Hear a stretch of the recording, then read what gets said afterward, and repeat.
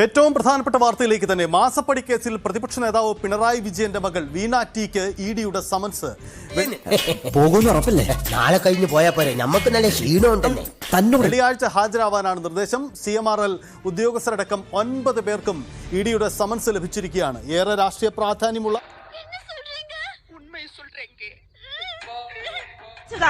വീണ വിജയന് ED notice അയക്കും, Sasidharan കർത്തയ്ക്ക് ED notice അയക്കുമെന്ന്.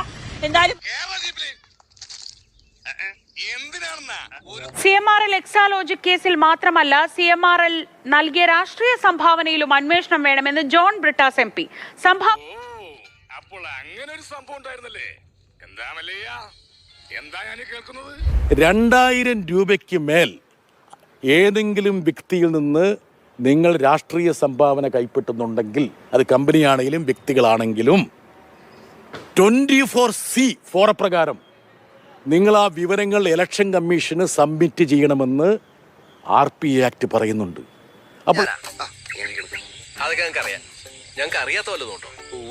അപ്പോൾ എനിക്കൊറ്റ ചോദ്യമുള്ളൂ.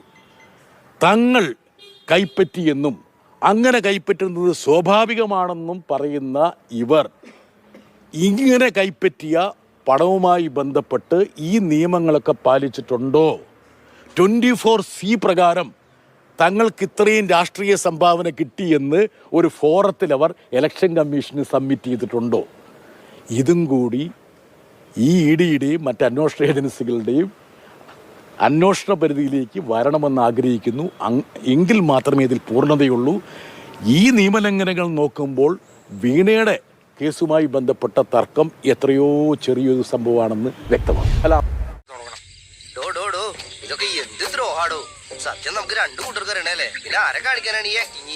തെളിവുകളുടെ അടിസ്ഥാനത്തിൽ ഈ കൂടുതൽ കാര്യങ്ങൾ പ്രതികളിൽ നിന്നും ചോദിച്ചറിയേണ്ടതായിട്ടുണ്ട്. കേസ് അടുത്ത ഘട്ടത്തിലേക്ക് പോകേണ്ടതിൻ്റെ ഏറ്റവും മുഖ്യമായ ആവശ്യമാണ് പ്രതികളെ ചോദ്യം ചെയ്യുക എന്നുള്ളത്. തീർച്ചയായിട്ടും ഈ ഘട്ടത്തിൽ ഇഡി ചെയ്യേണ്ടത് എന്തോ അത് തന്നെയാണ് ചെയ്തിട്ടുള്ളത് ഞാൻ വിശ്വസിക്കുന്നു. അയ്യോ, അങ്ങനെ പറഞ്ഞൂടാ, പിന്നെ ഞാൻ എന്തിനു വന്ന?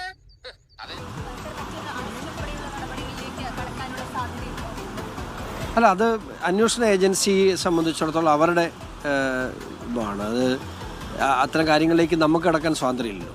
അന്വേഷണ ഏജൻസികൾ എന്തൊക്കെയാണ് ഈ ദിവസങ്ങൾ തീരുമാനമെടുക്കുന്നത്, അല്ലെങ്കിൽ തെളിവുകളുടെ അടിസ്ഥാനത്തിൽ അറസ്റ്റ് ഉൾപ്പെടെയുള്ള കാര്യങ്ങളിലേക്ക് കടക്കാൻ തടസ്സമൊന്നുമില്ല നിലവിൽ. പക്ഷേ തെളിവുകളുടെ അടിസ്ഥാനത്തിലായിരിക്കുമല്ലോ അത്ര നടപടിയിലേക്ക് കിടക്കുന്നത്. മാത്രമല്ല, ഇത്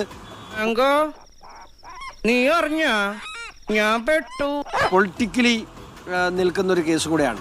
ഇതിനകത്ത് പ്രതിസ്ഥാനത്തേക്ക് വരുന്നതിൽ ഒരാൾ മുൻ മുഖ്യമന്ത്രിയുടെ മകളാണ്. ഒരു മുൻ മുഖ്യമന്ത്രി തന്നെയാണെന്ന് വേണേൽ പറയാം. അത്തരത്തിലാണ് ഈ കേസ് പോകുന്നത്. അപ്പോൾ അതുകൊണ്ട് തന്നെ ഈ കേസിൻ്റെ എല്ലാ ഘട്ടത്തിലും എല്ലാ പഴുതുകളും അടച്ച് മാത്രമേ ഒരു അന്വേഷണ ഏജൻസി പോകാൻ സാധ്യതയുള്ളൂ. RDPയുടെ തൊലി ഇരിക്കുകയാണ് ഉത്തമ.